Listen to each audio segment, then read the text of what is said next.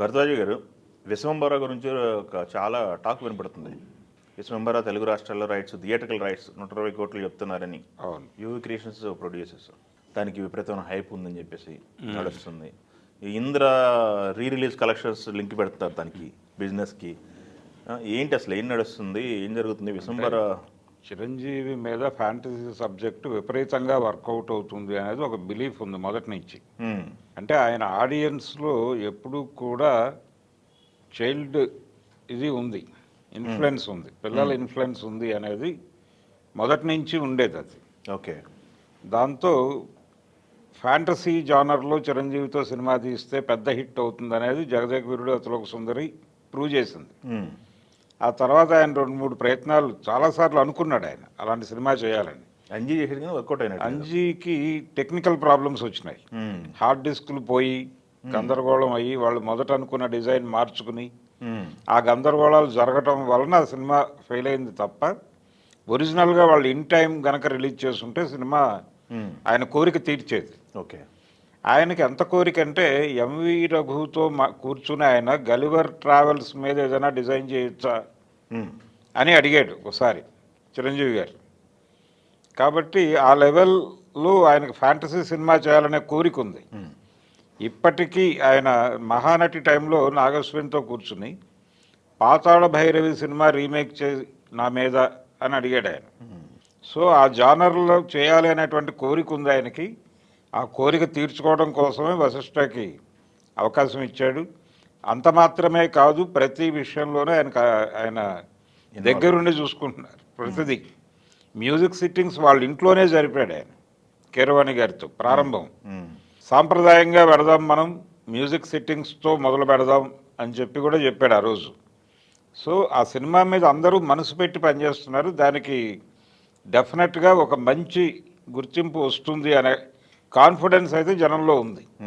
ఈ కాన్ఫిడెన్స్ని క్యాష్ చేసుకునేటువంటి ప్రయత్నం యువీ క్రియేషన్స్ మొదలుపెట్టింది.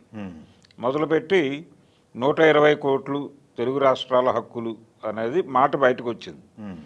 అయితే ఈ 120 కోట్లకి ఇంకో ప్రాతిపదిక ఉంది. వాల్తేరు వీరయ్య కలెక్షన్స్ 110 వచ్చినాయి అనేది ఒకటి. థియేటర్స్ నుంచి వచ్చింది 110 అని. ఆ 110 మీద ఇప్పుడు ఈ సినిమాకి వచ్చినటువంటి హైప్, దాని మీద వాళ్ళు 120కి వెళ్ళారు. అది పెద్ద ఇబ్బందికరమైనటువంటి ఫిగర్ ఏం కాదు అని. రెండోది, సంక్రాంతికి రిలీజ్ అవుతుంది ఈ సినిమా. సంక్రాంతికి ఉండేటువంటి కెపాసిటీ, మెగాస్టార్ చిరంజీవికి ఉన్నటువంటి ఇమేజ్, ఆయనతో చేసినటువంటి ఫ్యాంటసీ సినిమా, వీటన్నిటినీ ముడేసి అది ఆ 110 కోట్ల మీద ఇంకా ఎక్కువ ప్రాఫిటే తెస్తుంది అని ఒక సెక్షన్ మాట్లాడుతోంది. కానీ కొంత భయము సందిగ్ధము కూడా ఉంది. ఏమిటి ఇంత పెట్టేశారు అని చర్చిస్తున్న వాళ్ళు ఉన్నారు. కానీ ఇది ఈజీగా వర్కౌట్ అయిపోతుంది అంటున్న వాళ్ళు ఉన్నారు. అంటే దీనికి కారణం ఏమిటి అంటే, థియేటర్లకు జనాలు వస్తారా రారా ఇలాంటి రకరకాల ఇబ్బందికర పరిస్థితుల్లో ఈ మధ్య తెలుగు సినిమా ఉంది. అయితే చిరంజీవి లాంటి ఆర్టిస్టు సినిమా రిలీజ్ అయిన తర్వాత థియేటర్కి వెళ్లకుండా ప్రేక్షకుడు ఉంటాడా అనేది ప్రశ్న. అది ఒక్కటే ఇప్పుడు చిరంజీవి గారి మీద, ఆయన ఇమేజ్ మీద నిలబడింది సినిమా. రెండోది, ఈ మధ్య ఇందిరా 2 అనే చర్చ ఒకటి మొదలుపెట్టాడు ఆయన. ఎవరు? అశ్విని దత్ గారు. ఇందిరాకి సీక్వెల్ తీస్తాను అంటే అతిలోక సుందరి సినిమాకి సీక్వెల్ ఉంటుందని ముందు నుంచి మాట్లాడుతున్నాడు ఆయన. కానీ ఇప్పుడు ఇందిరా 2 ఉంటుందని చెప్పాడు. ఎక్కడి నుంచి చెప్పాడు ఈయన? ఇందిరా రీ రిలీజ్కి వచ్చినటువంటి కలెక్షన్స్ ఇచ్చిన ఊపుతో మాట్లాడాడు ఆయన. ఈ సినిమాకు సీక్వెల్ తీసేస్తాను అని ప్రకటించాడు ఆయన. కాబట్టి అంత ఊపు అందరికీ ఇచ్చింది అది. ఇందిరా రీ రిలీజ్కి వచ్చినటువంటి కలెక్షన్స్ ప్రతి ఒక్కళ్ళని ఉత్సాహపరిచింది. ఆ ఉత్సాహం మీద ఈ ఫిగర్ పెద్దగా కనిపించట్లేదు ఎవరికి. ఈ 120 అనేది పెద్ద ఇష్యూ కాదు అని మాట్లాడుతున్న వాళ్ళందరికీ ఉన్న బేస్ ఏంటంటే, ఈ ఇందిరా రీ రిలీజ్కి వచ్చినటువంటి డబ్బులు, అలాగే గతంలో వాల్తేరు వీరయ్యకి వచ్చినటువంటి డబ్బులు, ప్రస్తుతం చిరంజీవి గారు వీళ్ళందరూ మనసు పెట్టి చేస్తున్నారు ఈ ప్రాజెక్ట్ని అని జనం అనుకుంటున్నారు. కాబట్టి ఈ ఫ్యాంటసీ సబ్జెక్టు ఆయన మీద డెఫినెట్గా వర్కౌట్ అవుతుందనే భరోసా. ఇవన్నీ కలిసి ఈ 120 కోట్లు అనేది పెద్ద ఇష్యూ కాదు అని మాట్లాడుతున్నారు. రెండోది, ఇది కేవలం తెలుగు థియేట్రికల్ రిలీజ్ మాత్రమే. ఈ సినిమాకి పెట్టిన బడ్జెట్ 200 crores. వాళ్ళు అనుకున్నది. 200+ అన్నారా? 200+ అన్నారు. ఇప్పుడు దానికి చాలా ఉన్నాయి. ఇక్కడే తెలుగు రాష్ట్రాలు. ఇక్కడే ఓటీటీ ఉంది, ఇక్కడే శాటిలైట్ ఉంది, డిజిటల్ ఉంది, తెలుగుకి సంబంధించి. ఇది pan India cinema, pan India release చేస్తున్నారు. హిందీలో ఉంది, మలయాళంలో ఉంది, తమిళ్లో ఉంది. కాబట్టి కనీసం 5 భాషల్లోకి వెళ్తోంది ఈ సినిమా. హిందీ మార్కెట్ చాలా పెద్దది. చిరంజీవి గారు అక్కడ నోన్ ఆర్టిస్టే. సో ఈ ఇంపాక్ట్ వలన ఇది ఎంత క్రియేట్ చేస్తుంది అనే ఒక చర్చ కూడా ఉంది.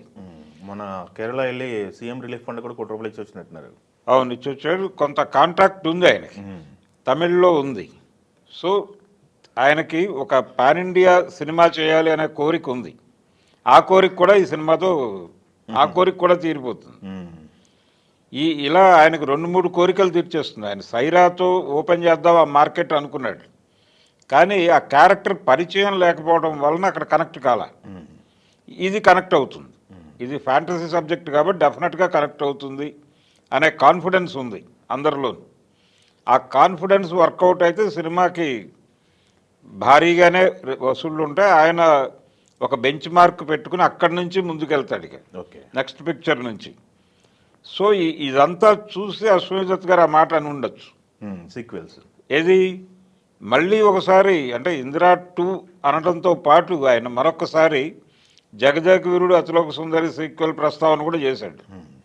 ఈ 2 ప్రస్తావించాడు. అందులో ఆయనకి అదైతే మనసు ఉంది. ఆయనకి జగదేక వీరుడు అతిలోక సుందరి మీద మనసు ఉంది, దానికి సీక్వెల్ చేయాలి అనే కోరిక ఉంది. అందుకనే ఆయన ఈ సినిమా ప్రారంభానికి ముందు ఒక పేపర్ ప్రకటన ఇచ్చాడు అశ్విని దత్ గారు. అవును. ఏది ఇప్పుడు మనం మాట్లాడుకుంటున్నటువంటి వశిష్ఠ సినిమా విశ్వంభరకి ప్రారంభానికి ముందు ఇది ఫ్యాంటసీ జానర్ అనగానే నేను నా సీక్వెల్ తీస్తాను అని చెప్పి ఒక పేపర్ ప్రకటన ఇచ్చారు. దీనిలో ఎలిమెంట్స్ కానీ ఇవేవి ఎవరూ వాడకూడదు అని వాంటెడ్గా ఈ సినిమా కాషన్ చెప్తూనే. కాబట్టి మరొకసారి ఉత్సాహం కలిగించింది ఆయనకి. ఈ వాతావరణంలో విశ్వంభర అనేది పెద్ద ఈ రేటు పెద్ద ఇష్యూ కాదు అనేది క్లారిటీ. ఓకే.